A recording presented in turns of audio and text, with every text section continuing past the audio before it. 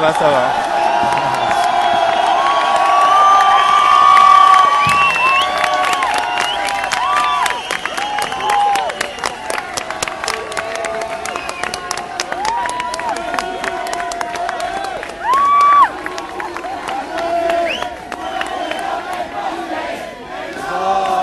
Sur, de est a oeste, la lucha sigue, cueste lo que cueste.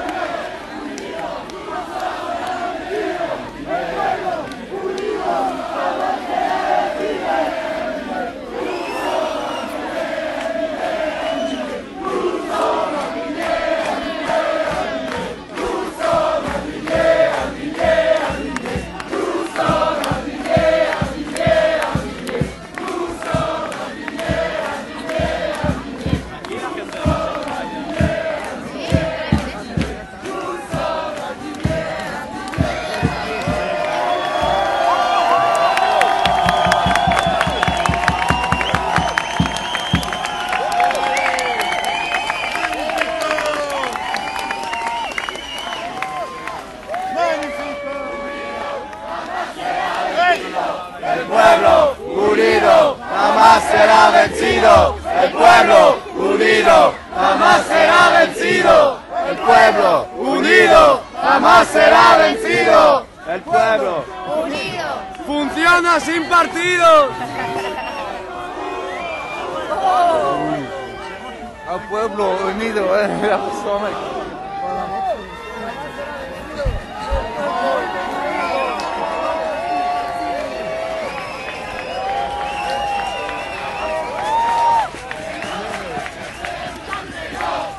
no, que no nos representan, que no, que no nos representan, que no, que no.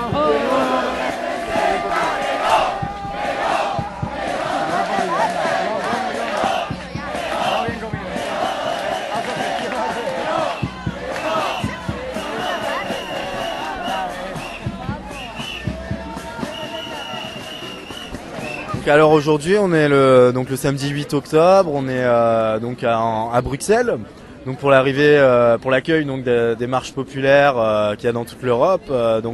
Pourquoi tu es ici aujourd'hui et quel est ton prénom? Moi c'est Léo, je suis allemand, j'habite à Bruxelles depuis 10 ans et voilà, je crois que on a vu les dernières années une érosion totale de tout ce qui reste une soi-disant démocratie en Europe. On prend juste la constitution en Allemagne ni en Belgique, on n'a même pas pu le voter. On avait voté non en France et en Hollande et pourtant on l'a quand même passé. Commencé en Lisbonne, alors ça c'est un truc, mais il y a plein d'autres éléments qu'on voit maintenant au niveau finance, au niveau beaucoup de niveaux qu'on n'a vraiment plus rien à dire. Ce système parti politique c'est pourri.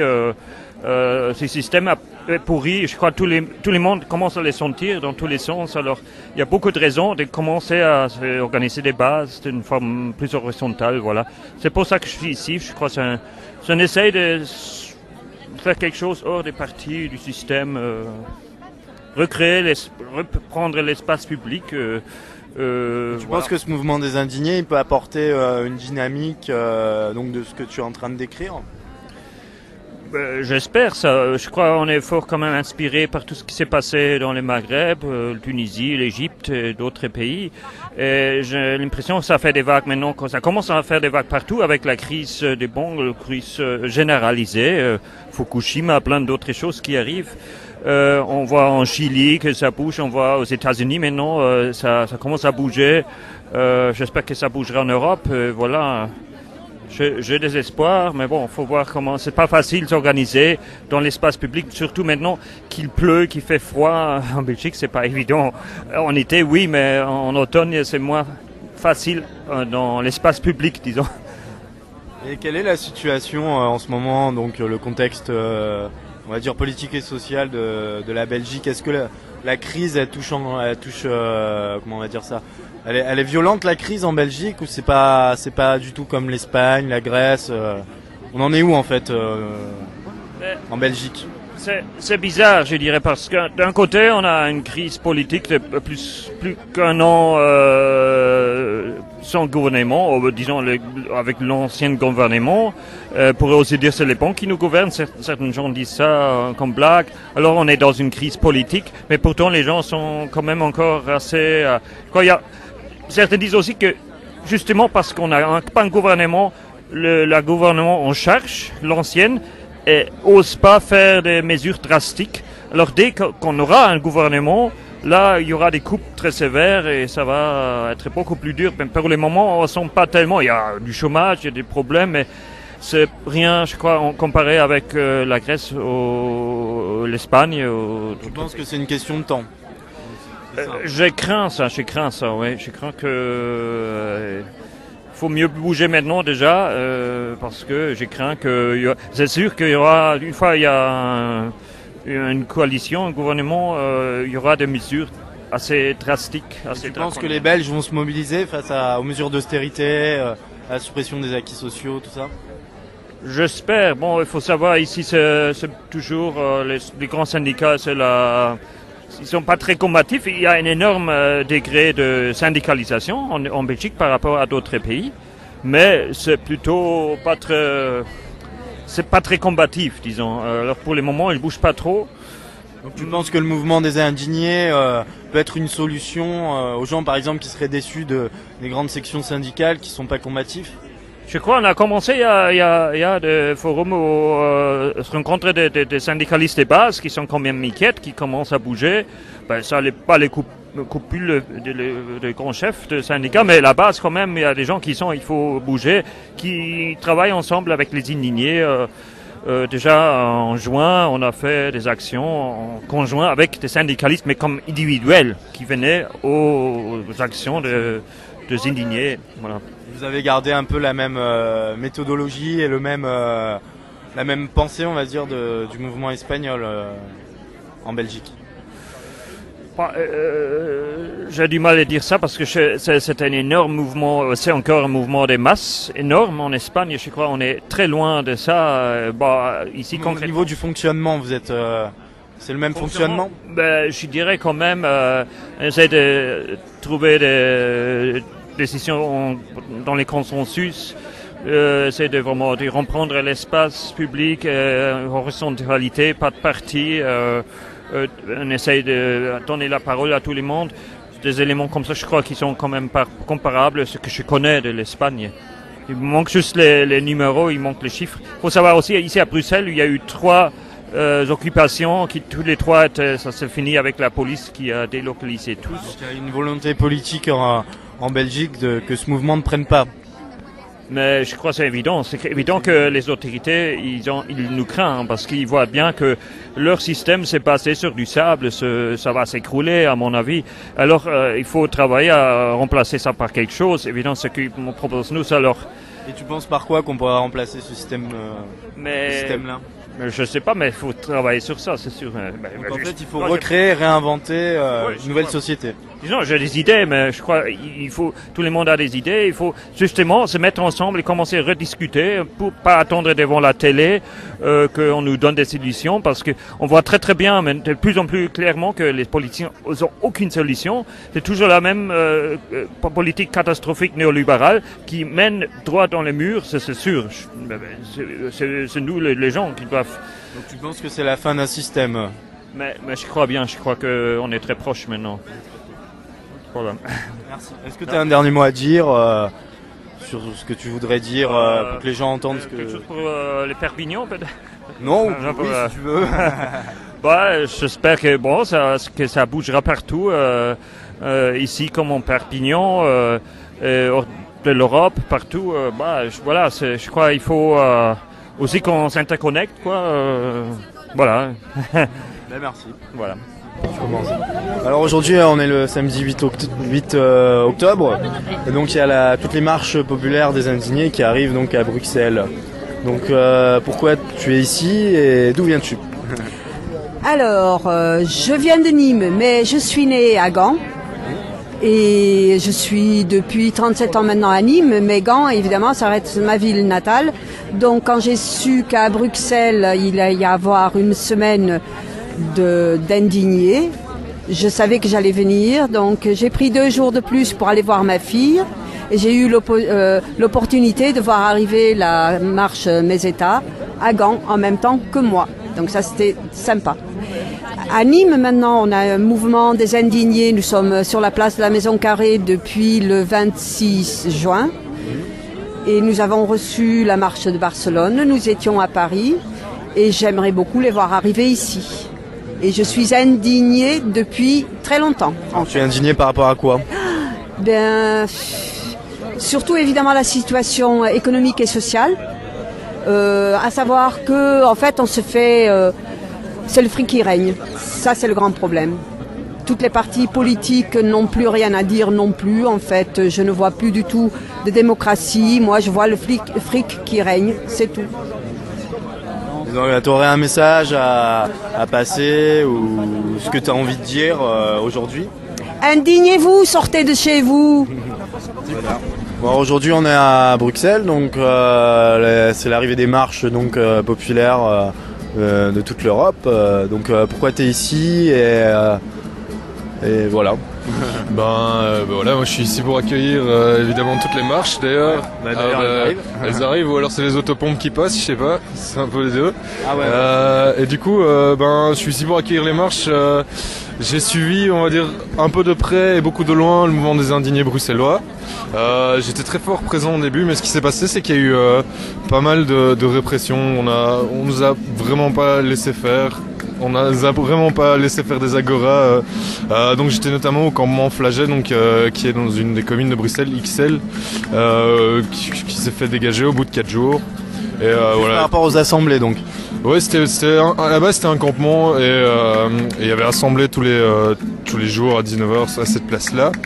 Et donc au bout de 4 jours, on est passé avec la benne à ordures et toutes les tentes ont été emportées. Et du coup, ça a acheté pas mal un coup de froid au mouvement, qui après s'est réfugié au sein du Polygone, qui était une occupation d'un bâtiment, d'ancien bâtiment de télévision. Je trouvais que c'était plutôt pas mal. Et voilà, et du coup, ça a continué à se mobiliser à ce niveau-là et à essayer de coordonner toutes ces marches qui arrivent ce soir. Voilà. Et tu penses que le fait que il y a toutes ces marches populaires qui convergent sur Bruxelles, est-ce que ça va peut-être relancer le mouvement dans la Belgique ou sur Bruxelles? On va dire que je l'espère très fort. C'est dit, en fait, la Belgique, on est un petit peu à part dans le sens où, vu qu'on n'a pas de gouvernement, il n'y a pas encore une mesure d'austérité qui sont arrivées. Et du coup, je suis pas sûr que les gens se rendent forcément compte de ce qu'ils leur passent sous le nez en Belgique, en fait. Donc j'ai peur qu'on n'ait pas autant de mobilisation que souhaité, mais j'espère que ça va venir. Parce que les gens se rendent quand même de plus en plus compte qu'il serait peut-être temps de changer un peu le système et de trouver quelque chose de plus humain. Et c'est quoi ton prénom? C'est Julien. Ok. Alors aujourd'hui on est à Bruxelles, donc le samedi 8 octobre, donc c'est l'arrivée de toutes les marches populaires. Pourquoi tu es ici Mais j'ai assisté au début, place de Moscou à Bruxelles, au tout début du mouvement des indignés. Je trouvais qu'il y avait quelque chose intuitivement d'important qui se passait. Je crois que c'est historique. Et après j'ai pris un peu de recul parce que j'ai pas trop le temps et que quelque part j'ai pas trop envie du mouvement politique. Moi je crois plus à un réel changement. Mais quand je dis changement, ça veut pas dire améliorer ou apporter quelque chose de plus à un système. C'est passer dans un autre système. Et quel genre de système? Moi, je suis pour un système sociocratique, supprimer tout ce qui est mondial et mondialisme, retrouver à quelque chose de local, de terrain, quoi, de logique, de vivant, parce que c'est toujours comme ça qu'on a vécu et que nous sommes des animaux et qu'il faut rester là-dedans. Mais je suis ici aujourd'hui parce que je trouve que c'est important quand même d'accueillir les Espagnols et même si tout le mouvement ne rejoint pas ce que je pense, et je crois qu'individuellement tout le monde est comme ça. C'est peut-être la richesse du moment, c'est sa diversité. C'est ça, exactement. Et alors je suis plutôt pour le soutenir quand même, quoi, parce que c'est le début du changement, j'y crois, je le sens, voilà. Et qu'est-ce qui t'indigne le plus Je suis pas indignée, non. Pas indignée. Non, je ne suis pas indignée. Je trouve que c'est la fin d'un système, c'est tout, c'est historique. historique. Et Il faut se mobiliser pour... Oui, c'est ça, se retrouver, le plus se laisser infantiliser par des gens qui prennent des décisions pour nous, au fait, c'est ça. Ça m'indigne qu'on joue à l'enfant, je veux ma pension, je veux mon chômage. Non, on est capable de vivre sans tout ça, on l'est. Il faut se reprendre en main, mais ça demande changement de société total, quoi. Et solidarité. Donc ça passe par quoi donc pour changer ce système-là? Tu penses qu'on peut faire comment on peut agir?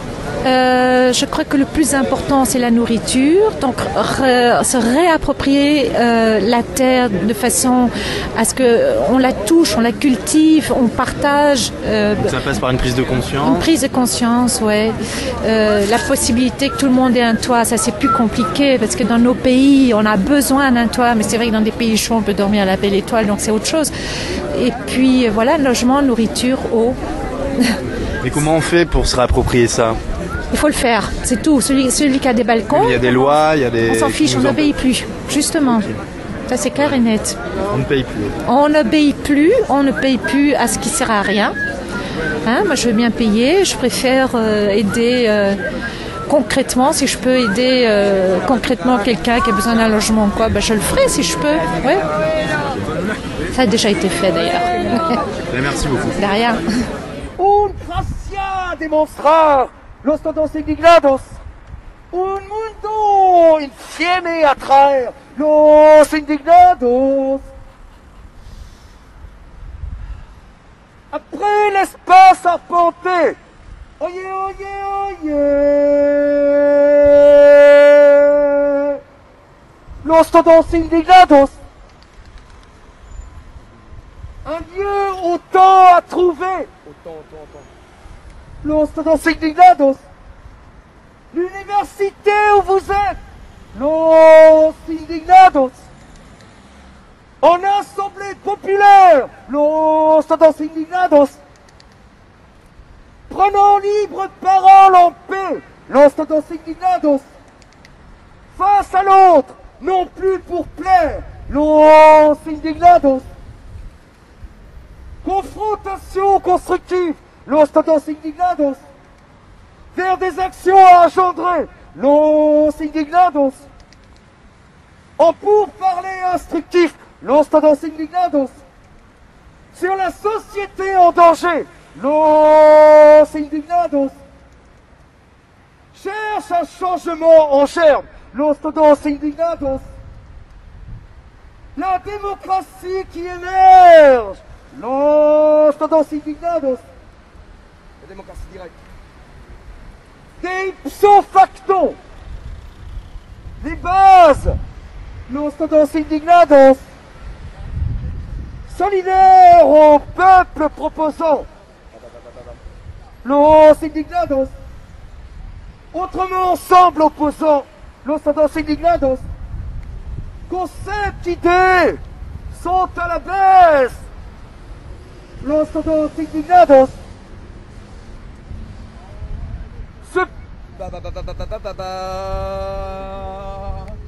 Micro-société se pose en los todos indignados. Top au système. Top au système. Camba down bless. Camba bless. Los todos indignados. Los indignados. Los indignados. Por aquí.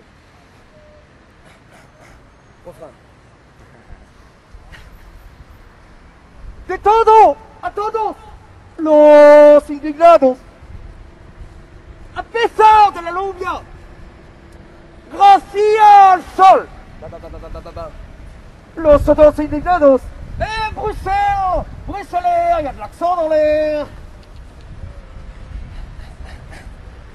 Viare hasta adelante, los todos indignados. Continúa por todo, los indignados. Consiguen todos, los indignados. Alors aujourd'hui on est à Bruxelles, donc on est le 9 octobre. Donc on est où aujourd'hui On est où? On est dans le parc Sainte-Élisabeth, près de la basilique de Kuckelberg. Ok. Donc tu faisais partie de la marche, donc. Une des marches, parce que si j'ai bien compris, il y avait 2 marches. Pourquoi? Parce que ils n'ont pas fait la même route, et moi j'ai fait partie de la 2e marche, pour être clair. Et j'ai commencé, donc je les ai accueillis à Namur, parce que moi-même je suis indignée à Namur, où je fais aussi des actions. Et donc, excusez-moi. Et donc je les ai accueillis, et donc j'ai suivi la marche avec eux jusqu'à Bruxelles, c'est-à-dire Parc Sainte-Élisabeth, où il y a eu le premier joie, la première, premier rassemblement de l'avenue des Espagnols, parce que je précise bien qu'il n'y a pas que les Espagnols. Et donc ça s'est passé comment, ce rassemblement et l'arrivée des Espagnols? Ici? Oui. Ça a été très... fort, dans le sens fort, après 1600 km et 1 mois et demi de voyage, plus tard je vous expliquerai peut-être en détail ce que c'est une marche, la journée d'une marche, et donc on est arrivé ici et c'était la joie, parce qu'il y a eu aussi les autres indignés qui nous attendaient depuis des heures, parce que pour réunir autant de monde dans un monde, l'heure précise, on ne peut pas être précis, donc ça a été un peu, les gens, attends, et quand c'est venu, quand ils sont arrivés, ça a été la grande joie pour nous tous, et puis... Il paraît qu'il y a eu des problèmes avec la police, alors ça s'est passé comment, si tu pouvais m'expliquer? Alors il y a eu une assemblée d'abord, donc la joie d'accueillir, en tout cas on a participé à la joie, donc comme on est nombreux, il y a eu des cris de joie, on s'est pris dans les bras, voilà. Et puis après on a fait une assemblée qui fait partie de notre fonctionnement, et donc après dans l'assemblée il y a eu deux avis, c'est-à-dire que d'autres étaient, donc on a reçu un bâtiment, on nous a prêté un bâtiment, l'université donc qui est à côté du parc. Oui, voilà, et donc qu'on pouvait dormir, et donc comme il y avait ce jour-là beaucoup de pluie, beaucoup, donc le parc c'était de la boue, donc c'était un peu Aussi petit campé. Voilà, c'était très difficile. Attendez, oui. Et donc la possibilité, c'est qu'on pouvait aller dormir tous dans le bâtiment, mais je peux comprendre parce que ça fait partie de la démocratie, la liberté. Donc personnes ont voulu vraiment installer, c'est ce qu'ils ont fait. Ils ont mis leur tente, ils étaient pas tous dedans, mais certains, et et ça a déclenché effectivement parce qu'il y a des lois ici aussi à respecter, les règlements de la police que je suis pas, c'est utile, et donc ça a fini en violence. Du côté de la police ou des acteurs? Les deux. Pour moi qui est indigné, mais indigné, je suis indigné, et que moi indigné, s'il y avait la possibilité d'aller dormir, je dormais dans le bâtiment, quitte à revenir maintenant comme aujourd'hui, le 9, il fait beau, il y a un peu de soleil, il y a un rayon de soleil, donc pourquoi pas aller, ne fût-ce que montrer qu'on remet le temps, mais on le fait pas. Ça va peut-être être décidé plus tard. J'espère. En tout cas, ce serait logique pour moi. Et pourquoi toi t'es ici, pourquoi t'as participé à la marche, c'est quoi qui t'indigne, et pourquoi tu participes? Parce que je viens d'une famille ouvrière, dont je connais déjà un peu l'histoire du passé, avec l'argent, le pouvoir qu'on donne à l'argent. Et donc moi j'ai pas facile à avoir ma maison comme tout le monde. Moi ce serait plutôt la terre, ma terre. J'aimerais bien récupérer ma terre, mais c'est pas ma terre, c'est la terre. La terre, elle est gratuite. Oui. La terre appartient à tout le monde. À tout le monde. C'est ça je m'indigne pour ça. C'est première, et puis deuxième, suivant la vie que je mène, que j'ai la chance d'avoir encore un salaire, mais quel chômage. Mais bientôt, je le quitte, le chômage.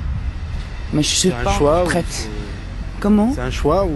C'est un choix pour être cohérente dans ce qu'on veut, dans la cause, par rapport à la dette, l'argent. Est-ce que je peux avoir ton prénom? Marianne.